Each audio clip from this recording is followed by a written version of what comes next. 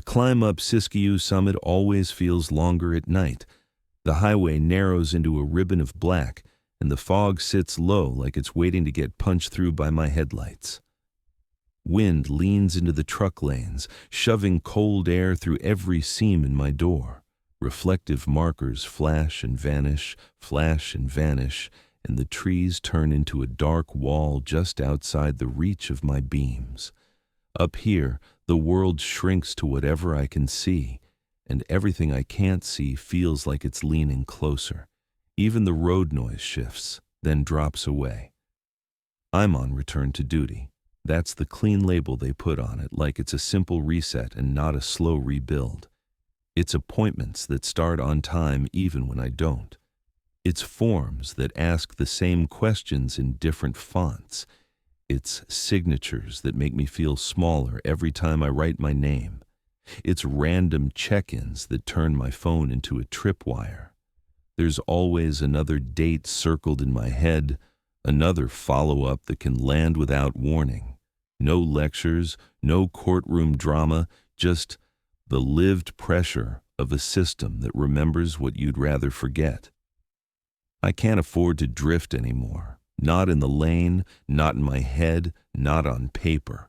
That's why I took a way station shift, not because I wanted the hours and not because I love fluorescent lights.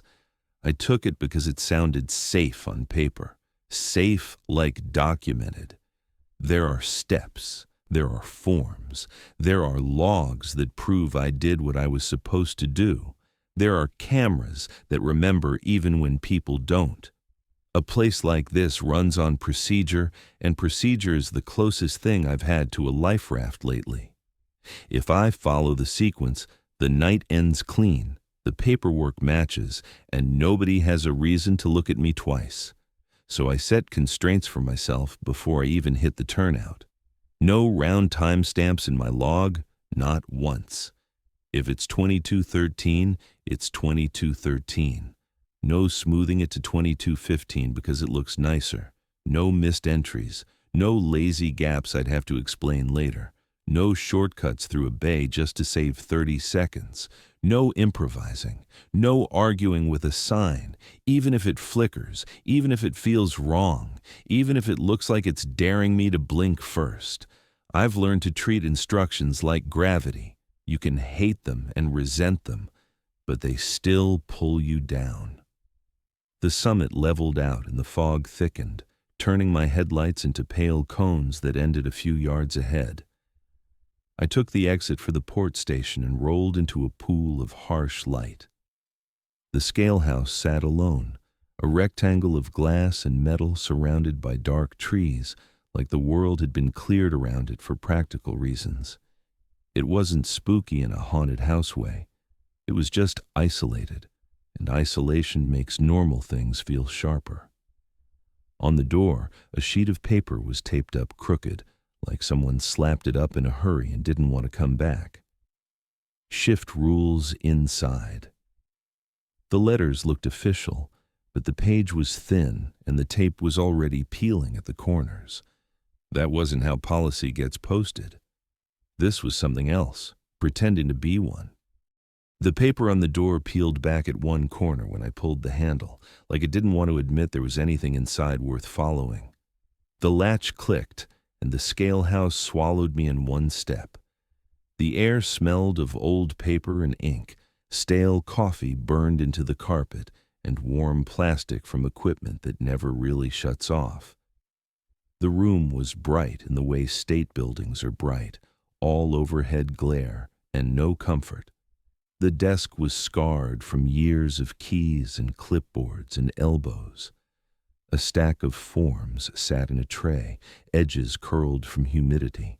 Everything in there looked like it had been used hard, cleaned rarely, and trusted anyway. A pair of thick CRT monitors hummed on the desk, their screens washed in a gray-blue tint that made the outside look colder than it already was. One camera held the waypad in frame, a long rectangle of pavement lit by floodlights, rain dark and shining. Another showed the barrier arm from above, the striped pole resting across the lane like a closed eyelid. Through the front window, I could see the lane sign outside, the electronic letters dimmed between cycles, as if it was saving its voice for later. Off to the side, the dispatch radio sat in its cradle, a blocky handset and a speaker that popped with static like it was clearing its throat. The way ticket printer sat beside it, squat and scuffed, with a stack of blank paper curled in the tray like it was ready to start spitting receipts. The whole setup felt old, but not neglected. It felt maintained by habit, the way you keep an old truck running because replacing it would take time you don't have. I stayed by the glass and forced myself to take in the layout in the exact order my eyes landed on it, because order keeps me calm. First, the way pad, the scale set into the pavement, built for slow approach and full stops. Then, the barrier arm, hinged on a metal post painted bright so nobody could claim they didn't see it. To the right sat the active lane, lane 2, the only lane with fresh reflective paint and cones that looked deliberate instead of abandoned. Beyond lane 2 ran a bypass lane, wider and emptier, the kind of lane drivers love because it feels like a shortcut. Past the lanes sat the inspection bay, a covered area with enough space to pull a rig off the line and keep it there. Beyond that was the access road that ran behind the building toward the reefer lot, where trailers could sit and hum through the night. Farther down that road was a metal door, stamped Dock A, plain and industrial, the kind of door that only exists for work. And last, like an afterthought someone had decided was important, there was a green line painted on the floor inside the scale house, running from the door toward the back, then turning in a way that made it feel less like decoration and more like direction. Dana Holt came out of the back room as if she'd been there the whole time, as if she'd been listening to the building breathe and deciding whether it sounded normal. She wore the plain uniform of someone who works where nobody visits on purpose.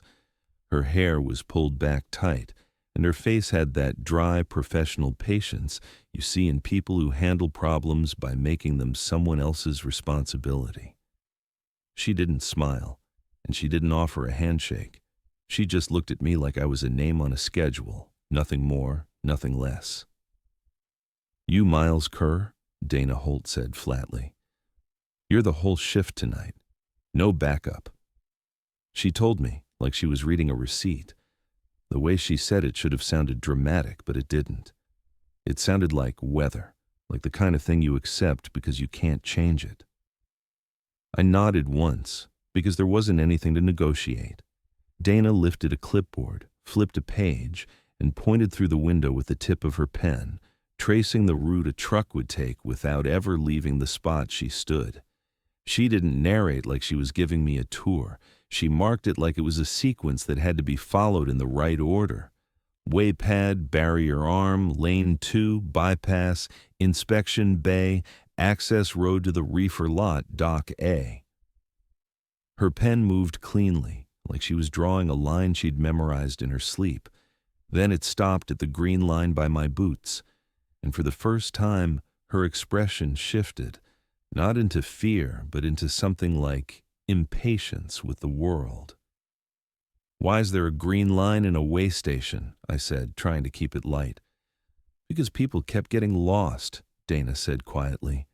It was such a plain sentence that it didn't feel like a warning until it settled in. A way station isn't supposed to confuse anyone. You pull forward, you stop, you get weighed, you leave. There aren't corridors, there aren't choices, there isn't anything worth wandering for.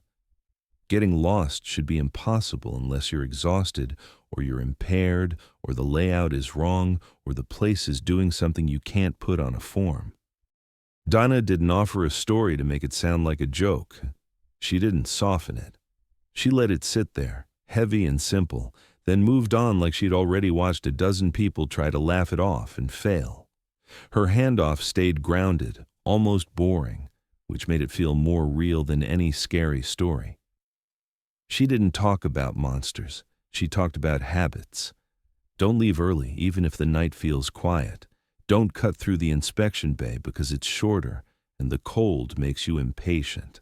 Don't step off the green line on your checks when you're tired and sure you know the yard by heart. Don't try to outsmart the station by doing things your own way, because your own way doesn't reconcile when the numbers don't match. She didn't say it like a threat.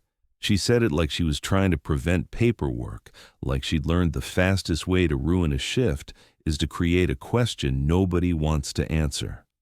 And the more ordinary she made it sound, the more it crawled under my skin.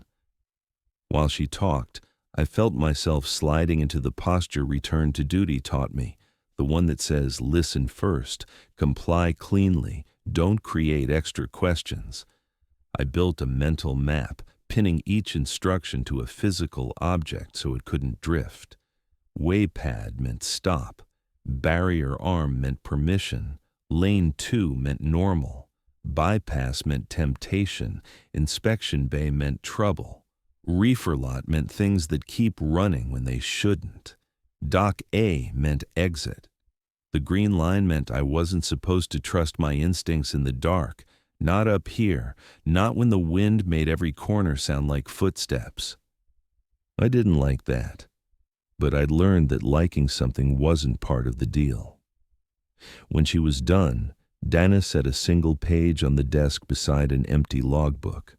The logbook was clean, no entries yet, no smudges, like it had been waiting for the first mistake to make it real. The page she placed wasn't a standard form with boxes and seals. It was typed neatly, centered, with a bold header that looked like it belonged in an internal manual. Unit 7. Compliance. She aligned it with the edge of the logbook, squared it like she cared about straight lines, then left it there the way you leave a key under a mat, not as a gift, but as an expectation. Donna didn't move away from the desk. She stood there like she was on the clock for something I couldn't see. Shoulders squared, eyes pinned to the sheet she'd left beside the logbook. Unit 7. Compliance sat at the top in bold, centered like a memo. The paper itself was too clean for this room, too new for a place that smelled like ink and stale coffee. I told myself it was just a checklist. I'd worked enough yards to know how these get born. Somebody screws up, a supervisor gets tired of repeating themselves, and a simple reminder becomes policy. Those reminders are usually messy, written like a scolding. This one was calm, almost polite, and that was what made it feel wrong. It didn't read like it was trying to help me. It read like it was trying to shape me. Return to duty rewires you. You start treating procedure like a life raft. You stop arguing with the page. Donna tapped the paper once with a fingernail, not impatient, just final. Read it out loud, Dana snapped. If it says recheck window, I stand still 60 seconds and don't look at it, I said, my voice coming out more serious than I meant. If the printer spits an extra ticket, I don't read it, I added, forcing myself not to laugh. What's my lane color tonight, I asked, like it was part of an oath. Green, same as the floor line, Dana insisted. She watched my hands while I spoke, like she expected them to drift toward the wrong thing the second I relaxed. I didn't ask why she needed me to say those lines, and I didn't ask who Unit 7 was. The way she held her posture told me questions were a luxury, and this wasn't the kind of job where you got paid for curiosity. So I kept my eyes on the text and read the rest the way I'd learned to read training material, flat, clean, and in order. Log every action with a timestamp and never write a round time. Only raise the barrier arm when the lane sign reads open. If the lane sign reads recheck window, stand still for 60 seconds and do not look at it.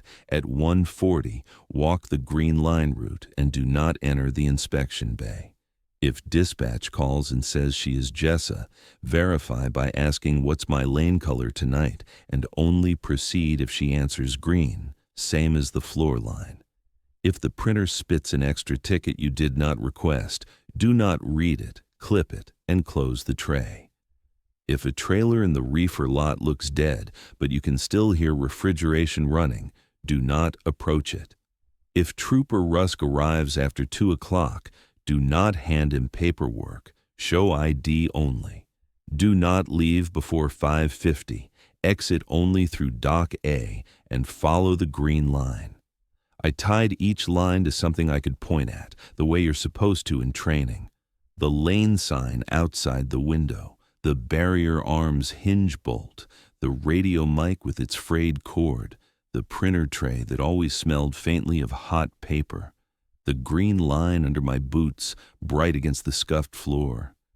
Even the reefer lot sitting behind the building like a second yard you weren't meant to forget, and the one name on the page that wasn't a place at all, Rusk. None of it felt like superstition while I was reading. It felt like a route map. By the time I reached the bottom, the checklist stopped sounding like workplace efficiency and started sounding like camouflage. The first rules could be explained away as routine, the kind of overcorrection you get in an understaffed station. The later ones weren't about doing the job right. They were about behaving in a way that kept you small, quiet, and predictable, like the station wanted you to move through it without being noticed. Dana didn't add anything. She didn't soften it with a story about a drunk driver or a prank someone pulled last winter. She just nodded once, like she'd heard the words spoken in the right order, then slid her keys into her hand. The cameras kept humming.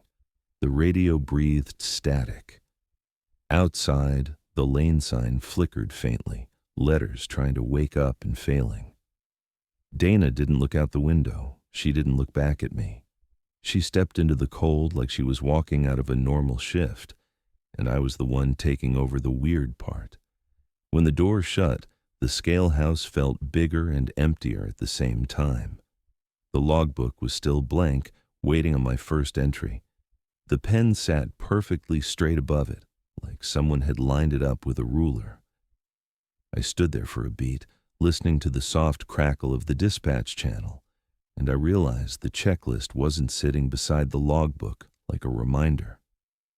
It was sitting there like a signature line, like the station was waiting for my handwriting to make it official. I sat down at the desk like it mattered where my weight went, like the building would notice if I leaned wrong. The logbook was open to a fresh page that looked untouched, like it was waiting for the first mistake. I took the pen that had been placed so neatly and hovered it over the line, waiting for the urge to write a rounded time to pass. Return to duty does that to you. It makes your brain look for shortcuts everywhere, then punishes you for wanting them. I checked my watch, then the clock on the wall, then the timestamp in the corner of the camera feed. I chose the minute that matched the most sources and wrote it down exactly as it was. No rounding, no smoothing, no letting myself pretend I started a few minutes earlier or later to make the page prettier. The ink hit the paper and bled just a little, like the fibers were thirsty. I wrote my name beneath it, then the weather, because weather always ends up mattering on a pass like this. Fog, wind, wet pavement, visibility limited, the kind of conditions that turn a routine stop into a fight and then into paperwork. I read the first rule again without moving my lips. Log every action with a time stamp and never write around time. It sounded like a supervisor's pet peeve until you put it next to the rest. Then it sounded like a way to keep you from lying to yourself. Odd minutes don't let you hide. Odd minutes make you admit exactly when you were standing, exactly when you moved, exactly when you hesitated.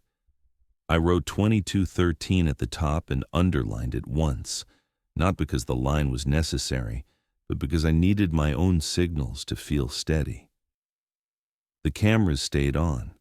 The CRT screens gave off that soft electrical hum that makes you feel like you're sitting next to a fish tank. The outside floodlights washed the way pad in hard white, turning the wet pavement into a sheet of glare. I watched the barrier arm through the overhead view, the striped pole resting flat across the lane, Paint chipped at the edges where trucks had gotten too close. Beyond it, the lane sign sat dark, letters waiting behind black glass. If it was awake, it wasn't talking yet. The radio popped with static every so often, like a distant fire crackling in another room. The printer was quiet, but I could tell it was warm, like it had run enough nights that it never fully cooled off. I stayed seated for a minute and let my breathing slow down. This was the part of a shift people underestimate, the first stretch where nothing happens and your brain tries to sprint ahead. It wants to predict the whole night, wants to label it safe or bad before it even starts. I didn't let myself do that anymore. I'd learned that the night doesn't care what you label it. The night only cares how you move through it. I touched the edge of the Unit 7 compliance sheet, not to read it, but to feel the paper under my fingertips. Clean, firm, like it came from a machine with sharp rollers. It didn't feel like something someone typed in a hurry. It felt like something someone printed because they wanted it to last. A set of headlights appeared down the approach and grew larger in the window. The first truck of the night always sets the tone. You can tell a lot about a driver by how they take the way pad. The rig rolled in slow, brakes hissing, tires whispering against wet pavement. The reefer unit on the trailer had that constant, steady rumble, like a giant refrigerator that never gets to rest. It wasn't loud enough to be annoying, but it was loud enough to remind you the cargo had its own schedule. I grabbed the clipboard, stepped to the window, and watched the tractor line up. The driver stopped exactly where the markings told him to stop, not an inch too far forward, not a foot back. That kind of precision is either experience or exhaustion. "Evening, you open?" Rafe Crowley asked, sounding half asleep. His voice came through the speaker on the outside intercom, flattened by the cheap mic in the wind. I kept my tone even. Even is safer than friendly. Friendly invites small talk, and small talk invites mistakes. "Pull up slow. Stay on the pad," I told him, keeping my tone steady. The weigh system beeped softly as the axle settled. The numbers on the monitor jumped, stabilized, then held. I watched the readout, waited for the second confirmation, and recorded the weight in the logbook with a timestamp that wasn't pretty. I wrote it exactly how it happened. I printed the ticket, listened to the printer whine and click as it pulled paper through. The smell of hot ink rose for a moment, faint but sharp. I slid the ticket into the tray, then checked the lane sign through the window. It was still dark. I waited. That was another thing return to duty taught me. Waiting doesn't feel productive, but waiting is what keeps you from forcing a process to move faster than it wants to. The driver stayed still. The reefer unit kept humming. The wind pushed fog across the floodlights in thin sheets. Then the lane sign woke up. The letters formed slowly, as if the sign was assembling itself from inside. Open. I didn't move until I saw the full word, and it held. No flicker, no half letters, not a glitch. The rule was clear, and for once it didn't feel strange. I pressed the barrier control and listened to the arm motor engage. The pole lifted with a dull, tired creak, like it resented being asked to do anything in the cold. The truck rolled forward, and the sound changed as the tires left the way pad. Rafe didn't thank me. I didn't expect him to. Trucks don't stop at way stations to feel appreciated. They stop to be cleared. When the rig disappeared into the fog past lane 2, I made the next entries. Ticket printed, barrier opened on open, truck cleared, routine. My shoulders loosened a fraction, just enough to make me realize how tense I'd been. The station felt like a station. The checklist felt like paperwork. The night felt manageable. The radio crackled louder than the usual static, and I felt the small jolt that comes with being addressed. Dispatch channels have their own rhythm. Most of the time it's nothing, then it's everything. "Dispatch, confirm. What's my lane color tonight?" I said into the radio. There was a pause that could have been signal delay or could have been nothing at all. Then the reply came back, smooth and plain. "Green, same as the floor line," Jessalyn replied, calm and automatic. The answer was exactly right, which should have made me feel better. It did, a little. It also made me aware of how fast my body reacted to hearing it, how quickly I wanted to trust the voice just because it matched the script. I logged the dispatch contact anyway, wrote the time, and under it wrote verified. I didn't write the lane color. I didn't need to. If anyone ever looked at this book, they'd either know what that meant or they wouldn't. Either way, I'd done it. For the next hour, the station stayed busy enough to keep my mind from wandering. A couple of rigs rolled through lane 2, all business, all routine. The waypad beeped, the printer whined, the barrier arm lifted and dropped. I kept my log clean, not in the sense of neat handwriting, but in the sense of being honest. Every action got its own time. I didn't bundle things together to save ink. I didn't skip anything because it seemed obvious. When the radio crackled, I noted it, even if it was just static. Procedure's only strong when you treat the small moments like they matter too. Around midnight, the fog thickened again, turning the floodlights into halos that made the approach look longer than it was. Trucks became shapes first, then headlights, then the suggestion of a grill and mirrors. The reefer units sounded different at a distance, like they were breathing. I found myself listening to the yard more than I liked. Return to duty makes you hyper-aware of your own body, and sometimes that awareness spills outward. I heard the camera hum, the faint buzz of the fluorescence, the dry click of the heater thermostat cycling. I heard my own pen scratch. I heard the lane sign when it wasn't even changing, the faint electrical whine behind its dark glass. At 0047, after a lull, I watched Rafe's taillights fade and stayed at the window a beat longer, scanning the approach. The lane sign went dark, which was normal when no one was on the pad. I turned back to the desk, checked my last entry, and adjusted the paper under my hand. That's when the lane sign lit up again. Open. No truck, no headlights, no weight on the pad. Just the word, bright and steady. I stared at it through the glass, waiting for it to flicker into something else. It didn't. It held like a green traffic light in the middle of an empty road. The rule in my head tried to take control. Only raise the barrier arm when the lane sign reads open. It read open. That was true. But the other part of me, the part that still had instincts, said opening a barrier for nobody is how you invite trouble. I didn't touch the control. I wrote the time instead. 0047. Lane sign displayed open with no vehicle present, observed, noted. I didn't embellish it. I didn't call it weird. I kept it as a fact, because facts are supposed to protect you.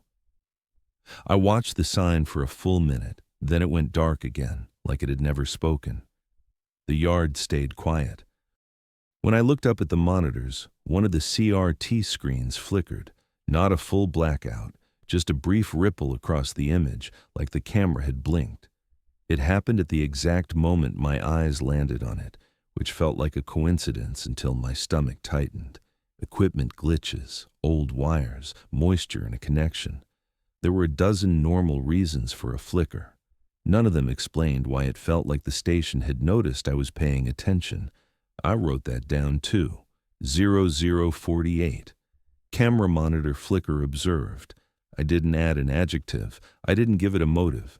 I just pinned it to the page and moved on, because moving on is what you do when you're trying not to build a story out of a moment. The next stretch was quieter. One truck, then nothing. The wind rose and fell like the mountain was breathing. Every so often the radio burped static, a faint sound that kept the room from feeling fully dead. I drank water from my bottle and forced myself to take small sips instead of chugging. because chugging makes you jittery. I checked the clock and watched the minutes crawl toward 1:40, the first time the checklist demanded something from me that wasn't part of weighing vehicles. The walk check. At 1:39, I stood up and stretched my fingers, the way I do before I sign anything important. My legs felt stiff from sitting, and the cold had settled into the building in a way the heater couldn't fight. The green line on the floor looked brighter under the fluorescent light, a clean stripe cutting across scuffed linoleum. It didn't look like an OSHA marking. It looked like a path. I started the walk check the way the sheet told me to, placing my boots directly on the line so there was no argument about whether I'd followed it. I kept my eyes forward, not scanning for movement, not letting myself turn this into a ghost hunt. It was a compliance route. That was all. The hallway in the scale house wasn't really a hallway, just a stretch of space behind the desk where the building narrowed toward the back room and the door that led outside. The green line guided me to the door, then turned, forcing me to take the path the way you take a turn in a maze. The first checkpoint was Dock A.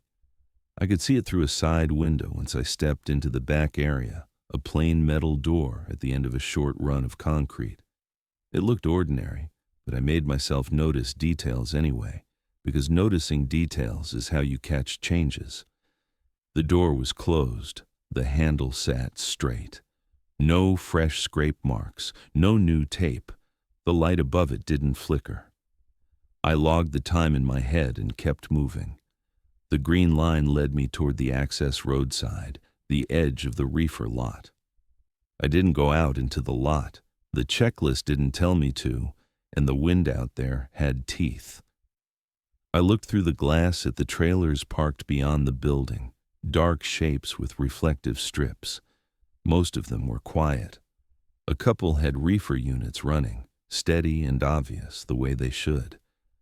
I listened for anything that didn't match the scene, any refrigeration sound coming from a trailer that looked dead. I didn't hear one. I didn't let that relax me. I just noted it, mentally, as normal for now. The next checkpoint was the inspection bay. The green line brought me close enough that I could see the bay's mouth, a covered area with a concrete floor and a couple of yellow bollards. The temptation was immediate. It would have been faster to cut through the bay to loop back toward the front, but the checklist had been specific. Do not enter the inspection bay, not do not linger, not do not work in, do not enter. So I didn't. I stayed on the line, kept the bay in my peripheral vision, and refused to step off the stripe, even though it was stupid and I could feel how stupid it was. I returned to the scale house the way the line told me to, and the moment I stepped back into the main room, the hum of the CRT monitors sounded louder. The desk looked exactly the way I'd left it. The logbook sat open. The pen lay in the same straight position. I wrote the walk check in the log with an odd minute and a short description that matched the facts. 1:40. Walk check completed. Dock A secure. Reefer lot normal. Inspection bay not entered. No anomalies observed. I didn't write about the way the green line had made me feel. I didn't write about the fact that my instincts wanted to take shortcuts and something else had insisted I obey. Feelings don't reconcile. Facts do. I sat back down and let my breathing ease again. The station still felt like a station. The mountains were still outside. The checklist sat beside my logbook like a reminder, not a threat. The lane sign was dark. The barrier arm was down. The radio was quiet. The world, for a few minutes, looked like it wanted to behave. The printer made a sound I hadn't heard yet that night, a soft whir like it was clearing its throat. The paper in the tray shifted forward a fraction, then stopped. It didn't print anything. It didn't spit a ticket. It just fed a small length of paper and retracted it like it was testing its own grip. The noise was brief, but it scraped against my nerves because it was action without purpose. Machines don't do that unless they're broken, or unless they're running a cycle they weren't asked to run. I watched the printer, hands off it, waiting for an extra ticket to appear so I could prove to myself I could follow the rule. Nothing came, the paper settled. The room went quiet again, and the only sound left was the faint crackle of the dispatch channel and the steady hum of old monitors doing their jobs. I wrote one last entry anyway, because the night had taught me that silence doesn't mean nothing happened. 1:43. Printer test feed observed. No ticket printed. Then I capped the pen, set it down straight, and kept my eyes on the window, waiting for the next thing that wanted to be logged. Rafe came back before my brain was ready to accept it. I'd just settled into that thin stretch of quiet where the room starts to feel like it belongs to you when the approach lights cut through the fog again. Same rig silhouette, same reefer hum, the same tired confidence in the way the truck lined up like it already knew the angles. That wasn't normal. Drivers don't loop back unless something out there forces them to, or unless they think they can force you. I watched him roll onto the pad without touching the clipboard. I didn't want to give myself the comfort of routine if the night was about to take it away. The reefer unit sounded a little louder this time, like the trailer was working harder to keep the cold inside. I could picture pallets wrapped in plastic, ice crystals on cardboard, a delivery window closing with every minute he sat here. People imagine freight as objects. Drivers know freight is a schedule with a heartbeat. I could see it in the way he leaned toward the intercom, not angry yet, not panicked, just tight, like somebody had already wasted his time before he got back to me. I stayed at the window and let the cameras do their job. Weight stabilized. The system would have been happy if I printed a ticket and moved him through. That's what the station is built for, and that's what I was trained to do. But the checklist had already changed how I saw simple things. Return to duty does that too. It makes you distrust anything that feels easy, because easy is where you get sloppy. I glanced down the lane and saw no other trucks, no reason for a reroute. Fog pressed against the floodlights in sheets, turning the world into a small, bright island. Everything outside that island felt blank. Rafe's reefer kept humming, steady and insistent, like it was counting seconds. I waited for him to speak first, because I didn't want to lead him into saying the wrong thing, and I didn't want to hear myself explain rules that sounded insane. When his voice came through the speaker, it wasn't the tone of a man asking for permission. It was the tone of a man telling you what reality already was. "Your sign told me lane 7, Rafe muttered, leaning toward the glass. For a second, my mind tried to file it under misunderstanding. Lane numbers get misread. Drivers see reflections. People tell themselves stories when they're tired. But the words landed too cleanly. Lane 7. Not bypass, not lane 1, not the other lane, a specific thing that wasn't in my mental map. I kept my face neutral, because showing surprise is the fastest way to make a situation worse. I looked out at the lane sign through the fog and tried to see what he'd seen. The sign was dark, then it flickered faintly, like a screen waking from sleep. The letters tried to form, stuttered, failed, then flashed again brighter. My eyes wanted to lock onto it. That's what eyes do. They chase light. They chase information. They chase whatever looks like an answer. The rule on the page had told me not to do that, and I hated how quickly my body understood why. The sign wasn't just bright. It was the brightest thing in the yard, the one object designed to command attention. I felt my pupils tighten, felt my focus narrow, felt that small, stupid craving to read it and make the night make sense. The flicker became a steady block of light, and the word snapped into place like it had been waiting for the exact moment my attention drifted toward it. "Recheck window." Unit 7 barked from the sign, bright enough to stain my eyes. I could have laughed, not because it was funny, but because it was absurd. A weigh station doesn't have a recheck window. You recheck weight. You recheck paperwork. You don't get ordered to freeze in place like a computer program running a safety protocol. The checklist had sounded like overkill when Dana handed it to me. Now it sounded like it was written by someone who'd seen this exact moment and decided the only safe move was to remove choice.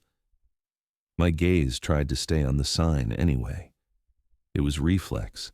It was the same reflex that gets you in trouble in every other part of life. The reflex to stare at the thing that might hurt you so you can predict it. But I'd spent months training myself out of reflex. Return to duty is a long lesson in replacing instinct with procedure. You don't do what you want. You do what you're told, even when you hate it, even when it makes you feel small. I felt that lesson kick in like a muscle memory. The rule didn't say, don't read the sign. It said, don't look at it. So I turned my head away on purpose, slowly, like I was proving something to myself. I fixed my eyes on the edge of the desk, on the dull sheen of the printer casing, on the reflection of the ceiling light in the glass. Anything except the bright square outside. I kept my hands down, away from the barrier control, away from the logbook, away from any action that might turn this into a debate with the station. Stay put. Don't move, I said, trying to sound like it was normal policy. Rafe made a sound that could have been a laugh or a curse. I didn't look at him. I didn't look at the sign. I didn't look at anything that might pull my eyes back toward that glowing word. I stood there and let the discomfort rise. It was a physical thing, like holding your breath underwater. The hardest part wasn't refusing to act. The hardest part was refusing to see. When you avoid looking at something bright, your mind paints it anyway. It draws the shape in your peripheral vision, fills it in with guesses, makes your attention orbit it like gravity. I could feel the sign outside even with my head turned. I could feel it as heat behind my eyes. I counted seconds in my head, not because I trusted my own count, but because counting gave me something to hold on to. 1, 2, 3. I listened to the reefer unit and tried to make its rhythm my metronome. I listened to the radio static and tried to make it white noise. Somewhere outside, metal clicked. A sharp, small sound, like a tool hitting a bolt. Then another click, followed by a faint rattle that ran through the barrier arm's hinge. It wasn't the motor engaging. It was the sound of something testing it, touching it, tapping it like a fingernail on a desk. The barrier arm didn't lift. It just trembled, as if the cold had finally reached into the joint. Another tick, another rattle. The sound came with a strange patience, like whatever was making it wasn't in a hurry. It had the whole night. My body wanted to turn toward the sound. My shoulders tightened. I felt my calves strain, the urge to step, the urge to go see, the urge to stop being the one standing still while something else decided what moved. The rule didn't give me room. It said stand still for 60 seconds. So I stood still. The floor felt harder under my boots. The air in the room felt thinner. I kept my eyes on the desk edge and let the seconds crawl. 30, 31, 32. The barrier arm ticked again, and this time the rattle traveled down the pole in a way that made it sound like a hand sliding along paint. I heard Rafe shift in his cab. A door creaked. He was leaning forward, watching, waiting for me to fix it, the way drivers always expect a booth worker to fix whatever's wrong with the world. I didn't blame him. I couldn't explain it. Explaining it would make it real in the wrong way. I couldn't tell him the station wanted me to stare. I couldn't tell him the safest move was to pretend I was blind. I just stood there, letting procedure do what instinct couldn't. 60 seconds, I told him, and I hated how certain I sounded. The words came out like I'd said them 1,000 times, like I believed them, like I belonged to the rule more than the rule belonged to me. I kept counting anyway. 45, 46, 47. The sign's brightness pressed against the side of my face, even though I refused to look. The barrier arm rattled one more time, then went still. The silence after it felt loaded, like a pause in a conversation. 58, 59, 60. I let myself inhale fully, slow and steady, and only then did I turn my head back toward the window. Not fast, not hungry, just enough to check. The lane sign had gone dim for a heartbeat, then reformed a word that should have been comforting. Open. Rafe's rig was still on the pad. The reefer unit kept humming. The lane looked clear. The word open sat there like an apology, like nothing had happened, like I'd imagined the rest. I pressed my palm against the edge of the desk to ground myself. My hand was slightly damp. I hadn't noticed I was sweating until I felt it. I looked down at the barrier control and didn't touch it. The rule about the barrier was simple, and the sign now met it. But my gut wasn't calm. My gut had learned something in that minute, something it didn't have language for. The station could make the sign say what it wanted. The station could make my eyes want to obey. And the station could make the barrier arm move without ever lifting it, like it was proving it didn't need my hands to do its work. Rafe waited, irritation bleeding into his posture. He was stuck because the barrier still hadn't risen. Open didn't matter if the arm stayed down. Open didn't mean anything if the station didn't follow its own word. I logged it with a tight factual line because writing was the only thing that still felt like mine. Recheck window displayed. 60-second hold completed. Barrier arm rattled during hold. Sign returned to open. Barrier did not lift. That last note mattered. It was the first clean contradiction I'd seen. An instruction that didn't produce the expected result. Not enough to panic, enough to remember. I looked back out at the yard and watched the fog drift, watched the floodlights catch it, watched the whole scene try to return to normal. The lane sign held open for another 10 seconds, then flickered again. Just once. A brief stutter of light that made the letters smear. And in that smear, for the smallest possible instant, I saw it. Not in full, not long enough to read like a message, just long enough for my brain to register a pattern it wasn't expecting. Lane 7. Then it snapped back to darkness like it had never been there at all. No sound, no confirmation, no way to prove it wasn't just my eyes reacting to strain.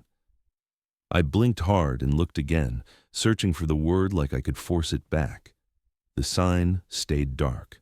The barrier arm stayed down. Rafe's rig sat on the pad, reefer humming like an accusation. I didn't tell him what I'd seen. I couldn't. If I said Lane 7 out loud, it would stop being a flicker in my peripheral vision and become a thing with weight, a thing that could be argued with, a thing that could be used. I kept my mouth shut and kept my hands off the controls for one more beat because the worst mistakes I'd ever made started with the same thought. It was only a second. It was only a glance. It was only one small deviation. And up here, on this pass, small deviations were the whole reason I was trying so hard to be clean. The printer didn't die all at once. It started with a sound like it was clearing its throat, a soft whir that didn't belong to any job function. Then the paper shifted in the tray, advanced a fraction, stopped, advanced again, like the rollers couldn't decide whether to commit. I watched it the way you watch a person you don't trust with a sharp tool, waiting for the moment it does something you'll have to explain. The room was quiet enough that every tiny mechanical change sounded loud. The CRT monitors hummed, the heater clicked, the dispatch channel breathed static. Then the printer grabbed and fed hard, and a ticket started coming out, halfway, wrinkling as it emerged, caught in the rollers like it was being swallowed and spit out at the same time. I hadn't printed anything. I hadn't touched the button. The ticket wasn't attached to a weigh event. It wasn't attached to a truck. It was just paper pushing into the room, insisting on being seen. Fresh ink shone on the exposed edge, dark and wet, the kind that smears if you so much as brush it. The rule on Dana's sheet rose up immediately, sharp as a reflex I didn't know I'd trained. If the printer spits an extra ticket you did not request, do not read it, clip it, and close the tray. That rule had sounded like superstition when I read it out loud. Now it sounded like a trap built into the shape of the machine. A normal extra ticket is easy to ignore. A half-fed ticket is an argument. It forces your hands toward it. It forces your eyes toward it. I kept my eyes on the blank lower margin, the part least likely to carry any information. I reached for a binder clip without looking up, pinched it onto the bottom edge, and pressed the printer tray shut. The printer tugged once, failed, tugged again, and stopped. The paper stayed frozen halfway out, clipped like a warning flag. It was absurdly visible now, like the station wanted to make sure I couldn't pretend it wasn't there. My heart rate climbed anyway, not because of fear of ghosts, because a jam becomes a mismatch, and a mismatch becomes paperwork, and paperwork becomes someone asking questions I can't answer without sounding unstable. Return to duty doesn't just teach you rules, it teaches you consequences. It teaches you what the world does with your smallest mistakes. The whole point is proving you can live inside compliance without drifting, without improvising, without letting impulse make decisions for you. I stared at that half-fed strip of paper and felt the old pressure spread through my chest. The pressure of being evaluated, documented, measured, then judged by strangers who only see what's written down. The printer was creating an incident out of nothing, and I didn't know whether the right response was to ignore it or to fix it fast before it became a record issue. I hated that phrase, record issue. It was clean enough to sound harmless. It wasn't harmless to me. I logged it anyway, because logging was the one thing that still felt like control. Dua kosong tuju, printer jam, ticket feeding without request, tray closed, ticket remains partially fed. I wanted to keep the note clinical. I wanted to keep myself clinical. My hand shook just enough to make my handwriting look tired, and I tightened my grip until the pen stopped wobbling. I set it down carefully, straight like before, and I told myself the station didn't get to own my body just because it owned the equipment. A knock hit the scale house door a minute later, quick and practiced, like someone who already knew what was wrong. I checked the monitors first. A slim figure in a hoodie stood under the light, shoulders hunched, one hand holding a small tool bag. I didn't recognize him, but he moved like maintenance, like a person who lives in the background of places like this. I opened the door, and cold air slapped my face.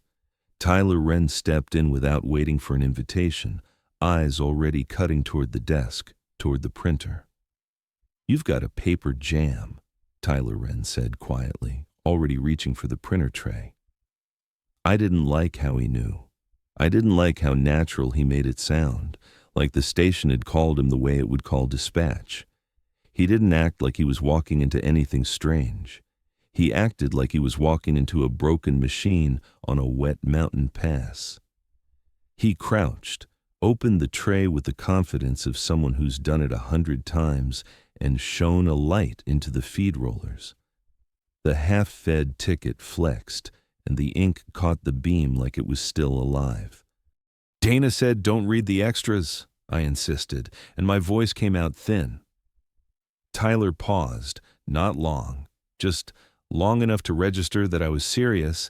Then he went back to the printer like my warning was a workplace quirk he didn't want to debate. He started explaining it in the calm language of maintenance, the way people do when they want you to stop making it personal. Cold moisture swells paper. Feed rollers slip. A jam throws off the count. A count mismatch turns into a reconciliation problem. He said reconciliation like it was nothing, like it was an annoying report someone has to close before sunrise. To me, reconciliation was a cliff edge. One mistake becomes a note. Enough notes become a pattern. Patterns are how they decide you're not safe to trust again. Tyler pulled the jam from behind the platen so he wouldn't drag printed ink up into my line of sight, and I appreciated that more than I wanted to admit. He was careful. He was competent. He was also moving in a way that made the whole thing feel rehearsed. He cleared one strip, then another, and each time the paper length seemed too long, like the printer had been trying to produce more than a standard ticket. He stacked the pulled sheets face down on the desk, neat as receipts, and kept going. The machine made a soft sighing whine as tension released. For a moment, I thought it was over. Then, headlights swept across the window, slow and deliberate, and Tyler straightened like he'd felt the light before he saw it. A patrol vehicle rolled into the lot and stopped in a spot that wasn't marked. The door opened. Boots hit pavement. The cold didn't change, but the air in the room did. Authority has a way of doing that. It makes the same room feel smaller. Trooper Nolan Rusk stepped into the light outside the door. He didn't look rushed. He didn't look curious. He looked like someone checking a box. When I opened the door, he looked past me first, not at me, taking in the desk, the logbook, the printer tray still open, the clipped paper, Tyler's hands hovering like he'd been caught mid-act. Then his gaze settled on me with a quiet, practiced calm. "You want a mismatch on your record, Kerr?" Trooper Nolan Rusk asked, too polite to be kind. My stomach tightened at the way he used my name like it belonged to him. I didn't ask how he knew it. I didn't give him anything to argue with. The rule about him came back in my head, crisp and unwanted. If Trooper Rusk arrives after 2 o'clock, do not hand him paperwork. Show ID only. My hands moved before my thoughts could stall them. I pulled my ID, held it out, and kept my other hand away from the clipboard and the tickets. Rusk glanced at the ID like he already knew what it would say, then handed it back. He didn't ask for forms. He didn't need to. He'd already said the word that mattered. Mismatch. Record. The exact weakness return to duty carved into me. Tyler kept his eyes down. The printer sat open. The half-fed ticket still hung there, clipped, refusing to be ignored. It was suddenly the center of the room, the way a small spill becomes the only thing anyone can see.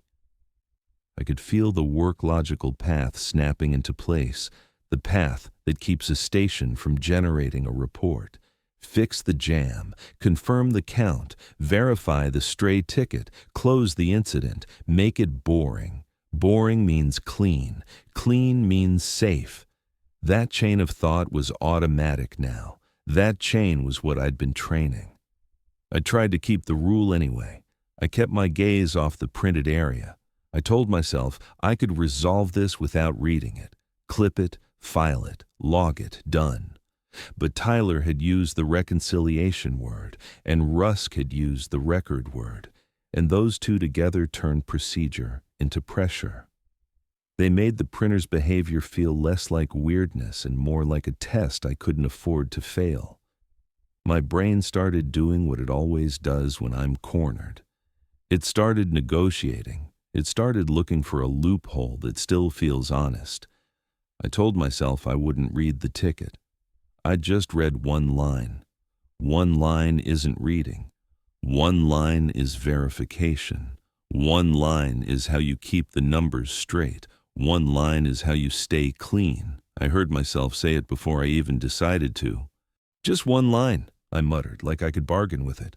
I flipped the ticket up by the bottom edge, careful not to touch the ink, and my eyes landed exactly where they shouldn't.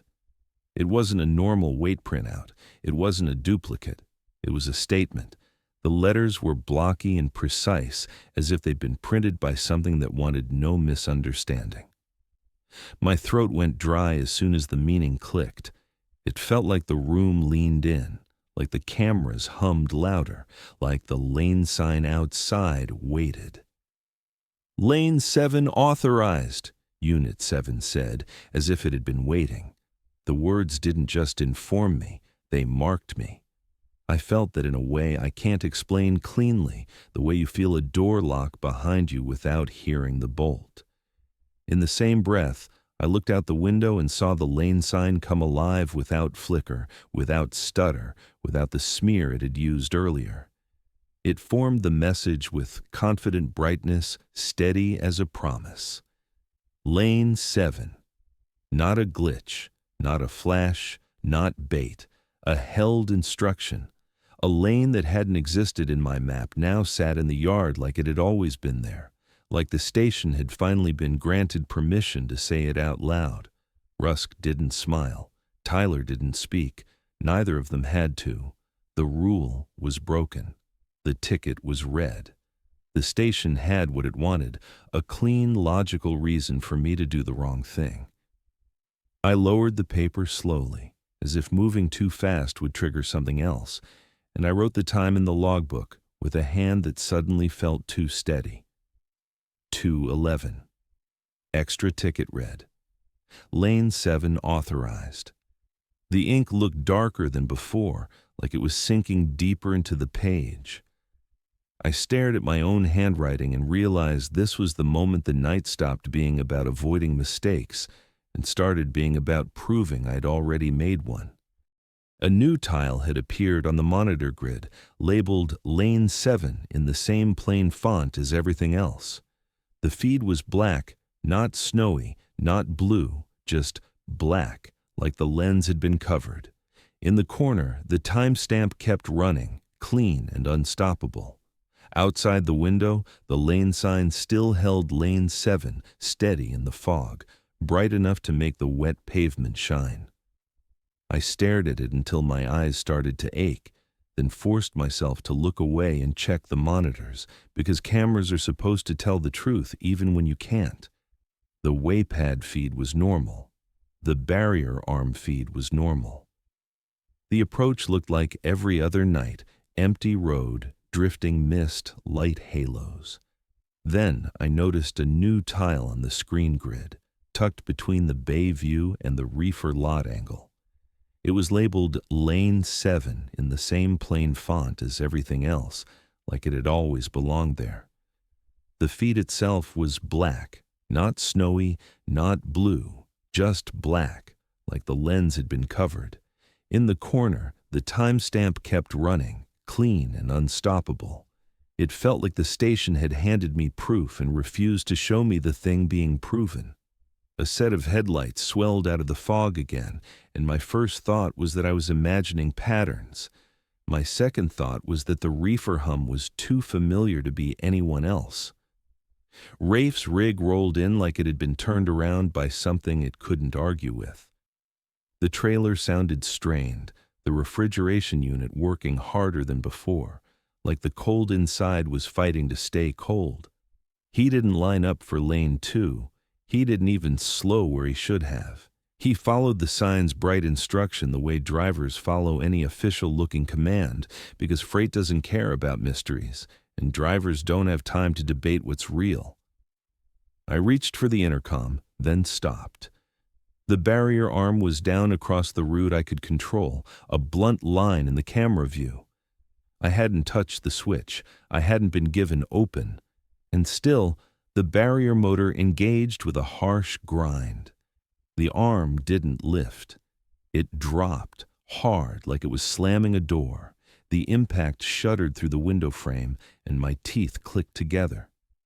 The rule about open flashed in my head and died there, useless. The station was moving equipment without permission now, as if the station was the one with hands. Rafe's cab lights flared, then dimmed, and his taillights slid deeper into the fog on a path that should have led into a fence or into trees.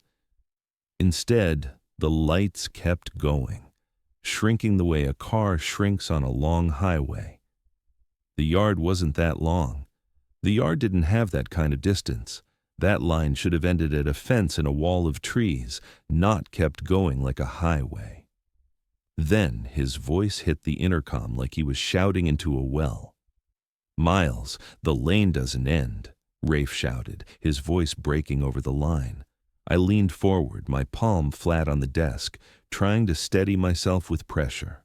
My brain kept offering normal explanations because that's what brains do when the alternative is panic. Fog makes distance weird. Lights bend. He's turning somewhere I can't see, but the black camera feed labeled Lane 7 kept running its timestamp like it was documenting a route that didn't need footage, evidence without an image, a file without a picture. It made my stomach go hollow. My hand went to the radio before I even decided it should. Procedure is my first language now. When something goes wrong, I reach for the thing that has a protocol attached. That's what return to duty trained into me.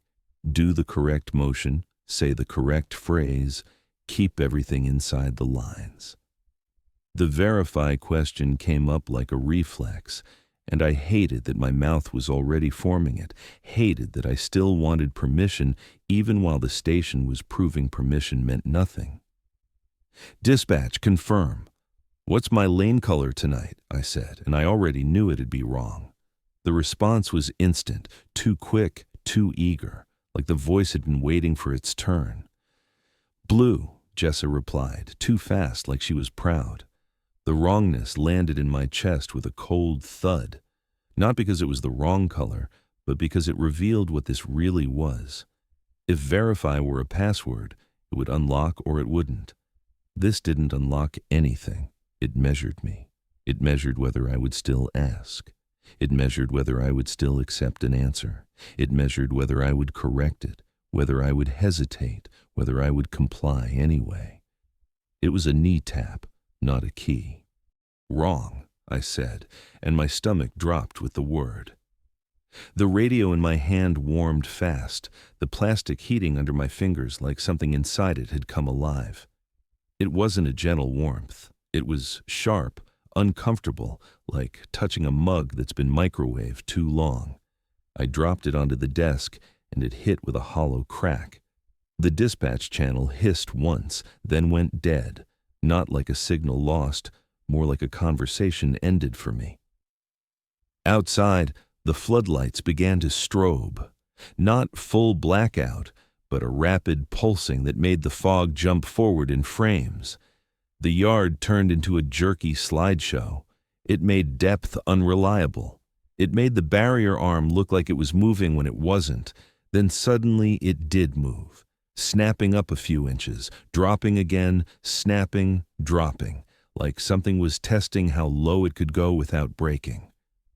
In one pulse of light, I saw the pole dip to a height that would take out a shoulder, then a throat, then a face, depending on who walked under it at the wrong time. The station wasn't just rerouting, it was making the environment hostile in small, precise ways. The printer whined behind me. A drawer sound, a feed sound, paper sliding where it shouldn't. I turned and saw the tray open when I didn't remember opening it. Tickets sat stacked inside like someone had been printing in the background. The top sheet slid out and fluttered to the floor. Then another, each one drifting like a leaf that knows where it wants to land. One brushed my wrist. The ink was damp enough to tack to skin. For a second it clung, then peeled away, leaving a smear that looked too structured to be random. I wiped my hand on my pants without looking closely, because I'd learned what reading meant in this place. Reading wasn't about comprehension. Reading was about participation. My eyes went to the green line on the floor, because the green line had been the one stable thing. It had been a route, a comfort, a simple instruction you could follow without thinking. Now it looked newer. The paint had a different sheen. The line's bend was slightly wrong. The angle didn't match what I'd walked at 140. It wasn't a dramatic change. It was subtle enough to catch only if you were already afraid the station could rewrite your map. I followed it for 3 steps, then 5, and realized it was guiding me into a loop that brought me right back toward the desk. The line wasn't a path anymore. It was a leash. The exit signs glowed red on the walls, suddenly louder than they had any right to be, pointing toward doors that felt staged, like props for someone else's idea of safety. I understood all at once why the checklist had been written the way it was. The rules weren't there to keep me alive. They were there to keep me consistent. They were there to reduce me to predictable motions and predictable words, so the station could learn what I would do under pressure. Verify didn't protect me. Log entries didn't protect me. Standing still didn't protect me. Those were training reps, and the station was the one getting stronger. The truth landed in my chest like a weight I couldn't shift. Not dramatic, not poetic, just ugly and clear. I had been treating the checklist like a shield, but it was a harness. Rules don't protect you. They train you. Unit 7 stated, like it was filing my confession. Hearing it repeated like that made my skin crawl. It wasn't taunting me. It was confirming me. Like a system stamping a form. Like my realization had become an entry in its own record. The strobing outside kept chopping the yard into pieces. The barrier arm rattled again, metal ticking like a clock. Paper scraped across the floor behind me in little dry shivers. Rafe's voice crackled faintly through the intercom again, strained and distant, as if the fog itself was thickening around him. I didn't answer, because every answer I imagined sounded like a lie. Reverse where? Turn around how? Stop for what? Lane 7 didn't end, and I could feel that the station was waiting for me to make the same mistake twice. Follow the obvious instruction. Trust the lit path, trust the signs, trust the paint. So I stopped trusting what I could see and started trusting what I remembered. The original green line from earlier. The way it turned after the back door. The spot where it passed close to the inspection bay without entering. The sight line to Dock A. The plain work door that had looked boring when the station still pretended to be normal. I rebuilt that route in my head with the same focus I used when I was trying not to drift in the return-to-duty meetings, the same focus I used when I wrote odd minutes into a logbook so nobody could accuse me of smoothing the truth. Then, I moved on the route that existed before the station changed it. I stepped off the bright, freshly wrong green line and aimed for where the old one had led, keeping my eyes low so the strobe couldn't trick my depth. I ignored the exit glow. I ignored the bright patches of light that wanted to steer me left, toward where Lane 7 was holding steady in the fog like a promise. I chose corners and baseboards and door frames I recognized. The door to the back area was colder than it should have been. Metal bit through my glove as I pushed it open. Fog leaked in around the frame like breath. Outside, the yard looked unfamiliar in pieces, familiar in the parts my memory claimed. The reefer lot was a row of dark shapes. The bay mouth was a shadow. Somewhere off to my left, the lane sign's light threw a pale reflection on wet pavement, trying to paint a path for me. I refused it. I kept moving toward Dock A, the way a person moves through a room in the dark, guided by furniture they've memorized, not by light someone else controls. I didn't run. Running changes your breathing. Running makes you look for exits like prey. I moved fast enough to avoid hesitation, slow enough to stay deliberate. Behind me, the printer fed again, paper shushing out like it had endless supply. The barrier arm slammed once more, a vibration through the yard. The station didn't chase me with footsteps. It didn't need to. It changed the map, changed the signals, changed the rules, and waited to see which version of me would show up at the end of the line. When I reached the area where Dock A should have been, I didn't feel relief. I felt the thinnest crack of control returning, not because I'd won, but because I'd finally stopped treating the station's instructions as my only reality. Lane 7 still glowed somewhere in the fog, patient, steady, like it had all night. I didn't go toward it. I went toward what I'd learned before the station repainted the floor. And that choice, for the first time since I read that ticket, felt like it belonged to me. I stayed on that remembered route until the clock finally rolled over. 5:50 hit without any fanfare. The sky was a flat, washed-out gray, and the fog had thinned just enough to make the yard look ordinary again. The lane sign was dark. The floodlights didn't pulse. The barrier arm rested like it always had, striped and chipped and tired. In daylight, Ridgeview Port Station looked like a place that only existed for paperwork and cold coffee, not a place where a road could stretch past the edge of the map. If I'd arrived for the first time right then, I would have laughed at the idea of Lane 7. I would have called it exhaustion. I would have called it nerves. I would have called it anything except what it was. I walked out like I belonged there, because return to duty teaches you to move in ways that don't invite questions. I kept my pace even. I kept my hands visible. I kept my face neutral. Inside the scale house, the logbook was closed, the pen capped, the desk cleared the way Dana would expect it, clean, quiet, boring. That should have felt like victory. It didn't. It felt like the station had reset itself, and the reset made the night behind me harder to prove. The absence was what did it. The yard had no extra tire tracks, no idling rumble, no reefer hum hanging in the air. There was no sign Rafe had been there at all, no rig pulled off to the side, no driver walking back, mad and loud, no dispatch call asking why a trailer hadn't cleared, just empty pavement and damp light, a concrete, practical absence that should have triggered someone's reaction. It didn't. Dana Holt was in the lot like she'd always planned to be there, calm and put together, eyes steady, posture relaxed in a way that made me feel like I was the only one who'd spent the night holding my breath. She didn't glance toward the yard. She didn't ask where the truck went.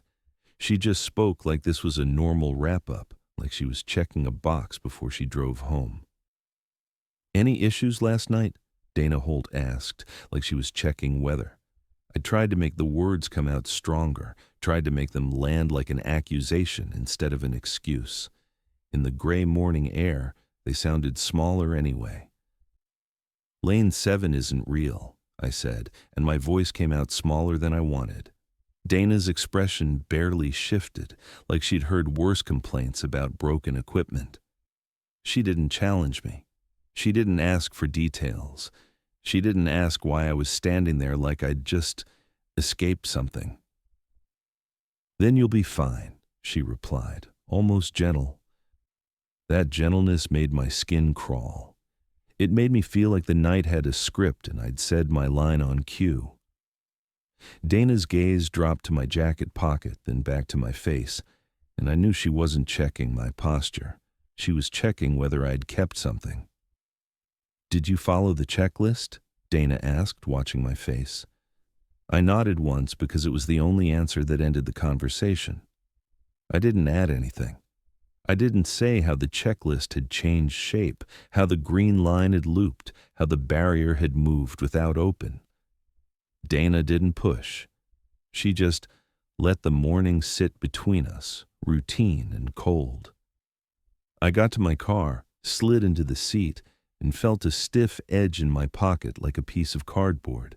I pulled it out and found a way ticket folded once, crisp, clean, like it had never been damp, never been handled, never been jammed in a tray.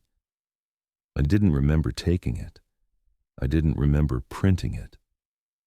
I stared at the blank side and felt my stomach tighten anyway, because I could almost sense the ink on the other side, like the words were pressing through the paper. I threw it away at the first turnout, watched it land in a trash can, then drove without looking back. A few miles later, my pocket felt stiff again, same edge, same fold. I didn't even need to pull it out to know it was there. My throat closed up, and I kept both hands on the wheel, because stopping felt like giving the station my attention again. "Recheck window," Unit 7 whispered, like the printer was still running somewhere behind my eyes. Return to duty was supposed to bring me back to normal. That was the promise.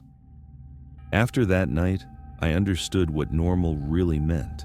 Normal meant obeying even when the command was wrong, because the alternative was being labeled unsafe again. And the station didn't have to follow me down the mountain to win. It just had to teach me the habit